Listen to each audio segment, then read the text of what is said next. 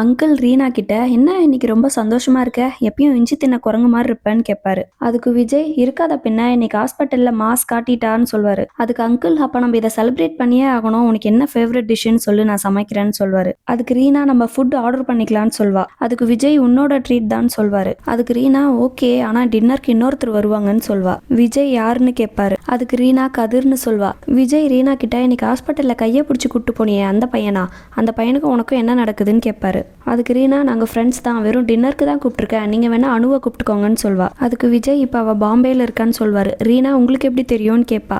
அதுக்கு நான் பேசிட்டு இருந்தேன்னு சொல்வார். அதுக்கு ரீனா நீங்கள் என்ன பண்ணாலும் என்கிட்ட சொல்லிட்டு தான் பண்ணணும்னு சொல்வா. அதுக்கு அவங்க அப்பாவும் நீயும் தான் சொல்வார். அதுக்கு ரீனா அதனால தான் டின்னருக்கு வீட்டுக்கு கூப்பிட்டுருக்கேன், நீங்கள் எல்லாம் போய் ரெடி ஆகுங்க அப்படின்னு சொல்வா. விஜய் அங்கிள் கிட்ட எனக்கு என்னமோ ரீனாக்கு ரதி தேவையில்லன்னு தோணுது, ரீனாக்கு ஒரு அமைதியான வாழ்க்கை அமையணும், அதுதான் எனக்கு முக்கியம்னு சொல்வார். தாத்தா தேவ் கிட்ட நேற்று திவி பண்ணது தெரியுமான்னு கேட்பாரு. அதுக்கு அவரும் தெரியும்னு சொல்வாரு. அதுக்கு தாத்தா இது ஆரம்பத்திலேயே கிள்ளி எரிஞ்சிடணும், இல்லைன்னா நம்ம பொண்ணு நம்ம கையை விட்டு போயிடுவா, இது அவ லைஃப்க்கு நல்லதில்லைன்னு சொல்வாரு. அதுக்கு தேவ் இப்ப என்ன பண்ணணும்னு சொல்றீங்கன்னு கேட்பாரு. அதுக்கு தாத்தா நீ கொஞ்சம் அவகிட்ட பேசினா எல்லாம் சரியாயிடும், அம்மாவோ அப்பாவோ யாராச்சும் பேசினாதான் கரெக்டா இருக்கும், இதை என்னால ரதி கிட்ட பேச முடியல, அதனாலதான் நான் உன்கிட்ட சொல்றேன்னு சொல்வாரு. அதுக்கு தேவ் நீங்க சொல்றது எனக்கு புரியுது, ஆனா நான் இதை திவி கிட்ட கேட்க மாட்டேன்னு சொல்லிடுவாரு. அதுக்கு தாத்தா திவி தப்பு பண்ணிருக்கான்னு தெரிஞ்சும் கேட்க மாட்டேன்னு சொன்னா எப்படின்னு கேட்பாரு. அதுக்கு தேவ் இல்ல எனக்கு புரியல, திடீர்னு என்ன எங்க மேல அவ்வளோ அக்கறைன்னு கேட்பாரு. அதுக்கு தாத்தா கோவப்பட்டு அவ என் பேத்தி, என் வாழ்க்கையில ஒரு சில தப்பு பண்ணியிருக்கேன், அதுக்காக வாழ்க்கை பூரா அந்த நரகத்தை நான் அனுபவிச்சுட்டு இருக்கணுமா, நான் என்னைக்கோ செஞ்ச தப்புக்காக இன்னைக்கு வரைக்கும் என் பொண்ணு என்கிட்ட சரியா பேச மாட்டேங்கிறா, இப்போ என் பேத்தியும் என்கிட்ட சரியா பேச மாட்டேங்கிறா, இந்த விஷயத்துக்காக நான் எவ்வளவுதான் போராடுறதுன்னு கேட்பாரு. அதுக்கு தேவ் உங்க குற்ற உணர்ச்சி எனக்கு புரியுது, நீங்க பண்ண எல்லா தப்பையும் சரி பண்ணணும்னு நினைக்கிறீங்க, அதுவும் எனக்கு புரியுது, இருந்தாலும் இந்த விஷயத்துல என்னால எதுவும் செய்ய முடியாது, அவ வயசப்படி அவ சூழ்நிலை அப்படி, இப்ப நான் அவளை கேட்டேன்னா அது சரியா இருக்காது, அப்படியே கேட்டாலும் அதை கேட்குற மனநிலையில அவ கிடையாது, நீங்க சொல்ற மாதிரி அவகிட்ட போய் என்ன சண்டை போட்டேன்னா அது அவளை பாதிக்கும், அது எனக்கு வேண்டாம், எனக்கு நம்பிக்கை இருக்கு ஒரு நாள் இல்ல ஒரு நாள் என் பொண்ணு கண்டிப்பா மாறிடுவான்னு, அந்த அளவுக்கு உங்களுக்கு பொறுமை இல்லைன்னா இனி இந்த விஷயத்துல தலையிடாதீங்க அவ்வளவுதான்னு சொல்லிட்டு போயிடுவாரு. அதுக்கு தாத்தா நீ ஒரு விஷயத்த மறந்துடாத, ரீனா வரத்துக்கு முன்னாடி இந்த குடும்பம் சந்தோஷமா இருந்துச்சு, அதுக்கு நானும் ஒரு காரணம்னு கோவமா சொல்வாரு. ராகவும் அமலாவும் அந்த ஃபார்மா ஆளுங்களை கூப்பிட்டு இந்த மெடிசன் உங்க ஹாஸ்பிட்டல்ல இருந்து தான் சப்ளை ஆயிருக்கு, இந்தாங்க இன்வாய்ஸ்ன்னு சொல்லி கொடுப்பா. அதுக்கு அவங்களும் 2 minutes டைம் கொடுங்க நாங்க செக் பண்ணி சொல்றோம், அது வரைக்கும் என்ன கன்சர்ன் சொல்லுங்க, குவாலிட்டியில் எதனா இஷ்யூ இருக்கான்னு கேட்பாங்க. அதுக்கு ராகவ் இது ஒரு பேண்ட் மெடிசன், இதை எப்படி இன்னும் சப்ளை பண்றீங்கன்னு கேட்பான். அதுக்கு அவங்க சப்ளையரும் பேண்ட் மெடிசனா, அதுக்கெல்லாம் சான்ஸே இல்லைன்னு சொல்லுவாரு. அதுக்கு ராகவ் நீங்க என்ன விளையாடுறீங்களா, அந்த மெடிசனால இங்க எவ்வளவு பிரச்சனை தெரியுமான்னு கேட்பான். அதுக்கு அந்த சப்ளையர் இந்த பில் நம்பர் நம்ம லிஸ்ட்லயே இல்ல, நம்ம சிஸ்டம்லயும் அப்டேட் ஆகல, இது ஃபேக்குன்னு சொல்வாரு. அதுக்கு அமலா இது எங்க பர்ச்சேஸ் டிபார்ட்மெண்ட்ல இருந்து நாங்களே போய் வாங்கின இன்வாய்ஸ், இது கண்டிப்பா ஃபேக் இல்லைன்னு சொல்வா. அதுக்கு அந்த சப்ளையர் நீங்க ஃபேக் பண்ணீங்கன்னு நான் சொல்லல, பட் இந்த இன்வாய்ஸ் ஃபேக், இதுக்கு நாங்க ஒன்றும் பண்ண முடியாதுன்னு சொல்வான். அதுக்கு ராகவ் இப்போ என்ன மொத்த தப்பும் ஹாஸ்பிட்டல் மேலே போடுறீங்களா, இது போர்டுக்கு தெரிஞ்சா என்னாகும்னு தெரியுமான்னு கேட்பான். அதுக்கு அந்த சப்ளையர் எங்க மேலே எந்த தப்பும் கிடையாது, எங்க ட்ரக்ஸ் போர்டு அப்ரூவல் பண்ணது மட்டும்தான், இந்த டாக்குமெண்ட்ஸ் எதுவுமே எங்களோடது கிடையாது, இது எல்லாமே ஃபேக், எங்க மேலே எந்த தப்புமே இல்லை, நீங்க சொல்றது உண்மையா இருந்தா இந்த ட்ரக் ஹாஸ்பிட்டலுக்குள்ள வரதுக்கு உங்க டாக்டர்ஸ் தான் யாராச்சும் காரணமா இருக்கும், எங்களை தப்பா நினைச்சுக்காதீங்க, ஆனா இந்த மெடிசன் உள்ள வரதுக்கு இது ஒரு சான்ஸ் தான் இருக்குன்னு சொல்வாரு. அதுக்கு ராகவ் நீங்க சப்ளை பண்ற மெடிசன் லிஸ்ட் கொடுத்தீங்கன்னா நாங்க ஒரு வாட்டி கிராஸ் செக் பண்ணிப்போம்னு சொல்வான். அமலா சப்ளையர் போனதுக்கு அப்புறம் இது டாக்டர் தான் பண்ணிருப்பாங்க நீங்க நினைக்கிறீங்களான்னு ராகவா கேட்பா. அதுக்கு ராகவ் கண்டிப்பா சப்ளையர் பண்ணல, அப்போ டாக்டர் பண்ணிருக்க சான்ஸ் இருக்குன்னா எந்த டாக்டரா இருக்கும், டெட் கேஸ் ஃபைலில் எந்த டாக்டர் ட்ரீட்மெண்ட் பார்த்தாங்கன்னு செக் பண்ணுன்னு சொல்வான். அதுக்கு அமலா ரதி மேம், சீஃப் டாக்டர், ராக்கி, சிந்து இவங்க 4 பேர் தான் சொல்வா. அதுக்கு ராகவ் ரதி மேம் வந்து கண்டிப்பாக பண்ணியிருக்க மாட்டாங்க, அவங்களுக்கு இந்த ஹாஸ்பிட்டலில் ஒரு நல்ல கனெக்ட் இருக்கு,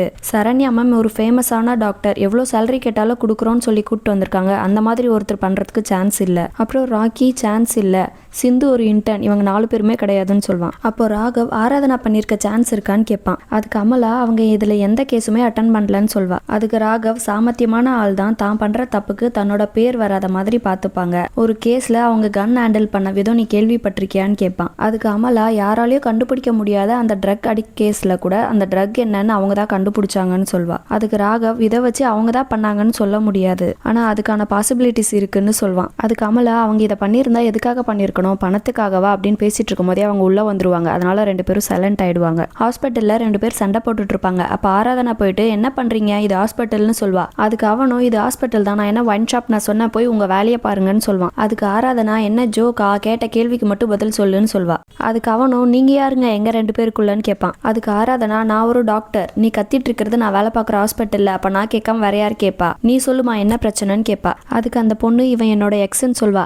உடனே அந்த பையன் எக்ஸும் இல்லை ஒய்யும் இல்லைன்னு சொல்வான். அதுக்கு அந்த பொண்ணு இல்ல டாக்டர் எங்களுக்கு பிரேக்கப் ஆகி 1 மந்த் ஆகுதுன்னு சொல்லும். அதுக்கு அந்த பையன் என்ன 1 மந்த் ஆச்சான்னு கேட்பான். அதுக்கு ஆராதனா சண்டை போறதா இருந்தா வெளியே போய் போட வேண்டியதானே, எதுக்கு ஹாஸ்பிட்டலுக்குள்ள போட்டுட்டு இருக்கீங்கன்னு கேட்பா. அதுக்கு அந்த பொண்ணு நான் பிரெக்னெண்டா இருக்கேன், இந்த பிரெக்னன்சி எனக்கு வேண்டாம், நான் அபார்ட் பண்ணணும், ஆனா இவன் என்னை விட மாட்டேங்கிறான், ரொம்ப டார்ச்சர் பண்றான்னு சொல்லும். அதுக்கு அந்த பையன் நான் அப்படிதான் பண்ணுவேன், உன்னால என்ன பண்ண முடியும்னு திமிரா பேசுவான். அதுக்கு அந்த பொண்ணு ப்ளீஸ் என்னை விட்டுரு, எனக்கு நீ வேண்டாம், உனக்கு புரியுதா இல்லையான்னு கேட்கும். அதுக்கு அந்த பையன் நீ வானா வர்றதுக்கும் போனா போறதுக்கும் நான் என்ன ஷேர் அவுட்டாவா, இந்த குழந்தைக்கு மட்டும் ஏதாச்சும் ஆச்சுன்னு சொல்வான். டக்குன்னு ஆராதனா அடிச்சிருவா. அவன் எதுக்கு அடிக்கிறீங்கன்னு கேட்பான். இவ திரும்ப அடிச்சிருவா. அதுக்கு ஆராதனா சொல்வா இந்த குழந்தைய வச்சுக்கணுமா வேணாவான்னு முடிவு எடுக்கிற உரிமை அவளுக்கு மட்டும்தான் இருக்கு, வேற யாருக்கும் கிடையாது, முக்கியமா உனக்கு கிடையாதுன்னு சொல்வா. அதுக்கு அந்த பையன் இவளை இப்பவே நான் கூட்டிட்டு போறேன், உங்களால என்ன பண்ண முடியுமா பண்ணிக்கோங்க, போலீஸ் கிட்ட போறீங்களா போய்க்கோங்க, எவங்கிட்ட சொல்றீங்களோ சொல்லுங்கன்னு சொல்வான். அதுக்கு ஆராதனா போலீஸா, அதெல்லாம் எதுக்கு, இங்கேயே அடிச்சு உன்னை மார்ச்சுரியில போட்டுருவேன், எங்க கூட்டிட்டு போ நான் பாக்குறேன்னு சொன்னதும் அவன் பயந்து போயிடுவான். அப்புறம் அந்த பொண்ணை கூட்டிட்டு போய் ட்ரீட்மெண்ட் பாப்பா. ட்ரீட்மெண்ட்க்கு அப்புறம் ஆராதனா சொல்வா இன்னைக்கு இருக்கிற ஜென்ரேஷன்ல எல்லாமே ஃபாஸ்ட் ஆயிடுச்சு, டிசிஷன்ஸ் எல்லாம் சீக்கிரம் எடுக்கிறீங்க, அதுவும் முட்டாள்தனமா எடுக்கிறீங்க, சில சமயங்கள்ல நானே அப்படிதான், ஆனா இந்த பிரெக்னன்சி டிசீஸ் வரலாம், இன்ஃபெக்ஷன் ஆகலாம், சில சமயம் உயிரே போகலான்னு சொல்வா. அதுக்கு அந்த பொண்ணு சாரி சொல்லும். அதுக்கு ஆராதனா எனக்கு எதுக்கு சாரி சொல்ற, இன்னைக்கு உன்னை ப்ரொடக்ட் பண்ண நான் இருந்தேன், ஆனா லைஃப் லாங் நீ தான் உன்னை ப்ரொடக்ட் பண்ணிக்கணும், இந்த மாதிரி கேர்லெஸ்ஸான டெசிஷன்லாம் எடுக்காத, சேஃபா இருன்னு சொல்வா. ரதி வீட்டுக்கு வந்து பார்த்தா அவங்க அப்பா எல்லாம் பேக் பண்ணிருப்பாரு. என்னப்பா எல்லாம் பேக் பண்ணிருக்குன்னு கேட்பா. அதுக்கு தாத்தா இந்த வீட்டுல உங்க எல்லாருக்கும் இடைஞ்சலா நான் பாரமா இருக்கணும்னு தோணுது, அதனால நான் ஊருக்கு கிளம்புறேன், நான் என்னைக்கோ பண்ண தப்புக்காக இன்னைக்கு வரைக்கும் எல்லாரும் என் மேல கோவமா இருக்கீங்க, ஆனா அன்னைக்கு யாராலையும் அங்க டெசிஷன் எடுக்க முடியல, ஆனா நான் டெசிஷன் எடுத்தேன், அதனால எல்லா பழியும் என் மேல விழுந்துருச்சு இல்லன்னு சொல்வாரு. அதுக்கு ரதி நான் உங்க மேல கோவமா இருக்கிறதுனால இதை சொல்றேன்னு நினைக்காதீங்க, நீங்க எங்க கிட்ட இருந்து கொஞ்சம் தள்ளி இருக்கிறது நல்லது, எங்க கிட்டன்னா நான் எங்களை மட்டும் சொல்லல ரீனாவையும் சேர்த்துதான் சொல்றேன், நடந்ததெல்லாம் சொல்லி ஆர்கியூ பண்ற கட்டம் எல்லாம் தாண்டி போயிடுச்சு, இந்த வழி கடந்து போக கொஞ்ச நாள் ஆகும், அது வரைக்கும் நீங்க அப்படின்னு ரதி சொன்னதுமே தாத்தா புரிஞ்சுப்பாரு. அதுக்கு தாத்தா மத்தவங்க என்ன புரிஞ்சுக்கலன்னா பரவாயில்ல, அதை பத்தி எனக்கு கவலையே இல்லை, ஆனா இது வரைக்கும் நான் செஞ்ச ஒவ்வொரு விஷயமும் நல்லதுக்காகங்கிறத நீ புரிஞ்சுக்கிட்டீன்னா அதுவே எனக்கு போதும்னு சொல்லிட்டு போயிடுவாரு. மது ஃபேஷன் ஷோக்கு என்ன பண்ணலான்னு கேட்பா. அதுக்கு அர்ஜுன் நான் தான் வரலன்னு சொன்னல, நான் படிக்கணும்னு சொல்வான். அதுக்கு இவங்க 2 பேரும் சிரிப்பாங்க. மது வினோத் கிட்ட நீ சொல்லு நம்ம எந்த ட்ரெஸ் போடலாம், நம்ம எந்த ட்ரெஸ் போட்டாலும் வேற யாரும் அதை போட்டிருக்க கூடாது, கம்ஃபர்ட்டாகவும் இருக்கணும் ஆனால் டிஃப்ரெண்ட்டாகவும் இருக்கணும்னு சொல்வா. அதுக்கு வினோத் இந்த ஆள் இருக்கிற ஹைட்டுக்கு வேட்டி சட்டை தான் போடணும்னு சொல்வான். அதுக்கு மதுவும் இது சூப்பர் ஐடியான்னு சொல்வா. அதுக்கு அர்ஜுன் நான் தான் இன்ட்ரெஸ்ட் இல்லைன்னு சொல்கிறேன் இல்லைன்னு சொல்வான். அதுக்கு அவங்க 2 பேரும் கன்வின்ஸ் பண்ணுவாங்க. கதிர் ரீனா வீட்டுக்கு டின்னர் சாப்பிட வந்திருப்பான். கதிரும் ரீனாவும் பேசிக்கிறத விஜய் ரசிச்சு பார்த்துட்டு இருப்பாரு. மது அர்ஜுன் கிட்ட நான் என்ன பண்ணாலும் ஏன் என்னை தள்ளி தள்ளி விட்டுட்டு இருக்க, நான் தான் சொன்னல நம்ம ஃப்ரெண்ட்ஸாக இருக்கலான்னுட்டுன்னு சொல்வா. அதுக்கு அர்ஜுன் சும்மா ஃப்ரெண்ட்ஸ்ன்னு சொல்லிட்டே இருக்காத, கேட்கவே ஒரு மாதிரியா இருக்குன்னு சொல்வான். அதுக்கு மது நீ ரீனாக்காக இப்படி பண்ணிட்டு இருக்க, கண்டிப்பா அவ மூவ் ஆன் ஆயிட்டு இருப்பான்னு சொல்வா. அதுக்கு அர்ஜுன் நீ சும்மா இரு மது, உனக்கு ஒன்றும் தெரியாதுன்னு சொல்வான். அதுக்கு மது அடிச்சு சொல்றேன் அவ மூவ் ஆன் ஆயிருப்பான்னு சொல்வா. அதுக்கு அர்ஜுன் நீ பேசுறத நிப்பாட்டுன்னு சொல்வான். அதுக்கு மது நீ என்ன சொல்ல வரன்னு எனக்கு புரியுது, நீ இன்னும் ரீனாவே நினைச்சிட்டு இருக்க, அதனாலதான் இப்படி ஆவி மாதிரி சுத்திட்டு இருக்கன்னு சொல்வா. அதுக்கு அர்ஜுன் பைத்தியம் மாதிரி பேசாதன்னு சொல்வான். அதுக்கு மது இப்போ உனக்கு என்ன தெரியுமா வேணும், ஒரு க்ளோஷர், உன்னை நீயே சாவடிச்சுக்காதன்னு சொல்லிட்டு போனை எடுத்துருவா. அர்ஜுன் போனை பிடுங்க ட்ரை பண்ணாலும் அவ கால் பண்ணி இந்தா பேசுன்னு சொல்லி கொடுத்துருவா. ரீனா கால் அட்டன் பண்ணி யார் பேசுறதுன்னு கேட்பா. அர்ஜுன் சொல்வான் ரீனா நான் அர்ஜுன் பேசுறேன்னு. அர்ஜுன் வாய்ஸை கேட்டதும் ரீனா ஒரு மாதிரி ஆயிடுவா. அதுக்கப்புறம் கால் கட் பண்ணிடுவா. அதை அவங்க அப்பாவும் நோட் பண்ணுவாரு.